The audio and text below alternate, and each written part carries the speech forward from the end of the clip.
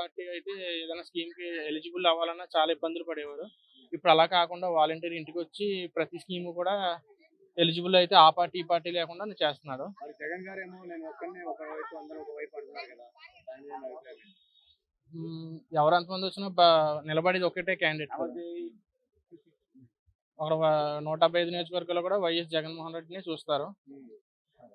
So, Jaganmohan Reddy గారు పెట్టిన సంక్షేమ పథకాలు ఎలా పనిచేస్తున్నాయని చెప్తారు? అవసరం డబ్బున్నోడికి ఆ పథకాలు తెలియవు. లేనివాడికి ఆ టైంలో తెలుస్తది. అప అప సో, ఈ ఎలక్షన్‌లో ఆపరేషన్ బీసీ అని టార్గెట్‌తో వచ్చారు కదా జగన్ గారు. మరి ఏ మేరకు సక్సెస్ అవుతుంది ఆపరేషన్ బీసీ? ఆపరేషన్ బీసీ అంటే మేము ఓసీ. నాకు అంతగా ఐడియా లేదు. క్యాస్ట్ వైస్ పాలిటిక్స్ అంత ఐడియా లేదు. ఈ స్కీమ్స్ అయితే ప్రతి ఇంటికెళ్తున్నాయి. సో, ఈ హాస్పిటాలిటీస్ కావచ్చు, డెవలప్‌మెంట్స్ కావచ్చు, ఏ మేరకు అవుతున్నాయని మీరు ఒక 2014 నుంచి 19 వరకు ఎలా ఉందో ఇప్పుడు 2019-24 అయితే చాలా చేంజెస్ అయితే వచ్చినాయి.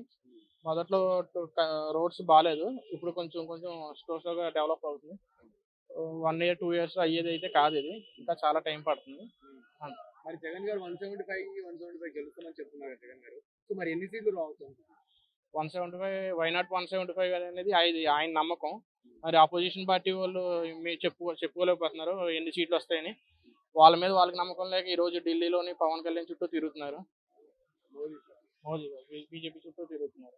ఓవరాల్‌గా ఒక్క మాటలో నెక్స్ట్ సీఎం ఎవరంటే ఏం చెప్తారు మీరు? జగన్మోహన్ రెడ్డి.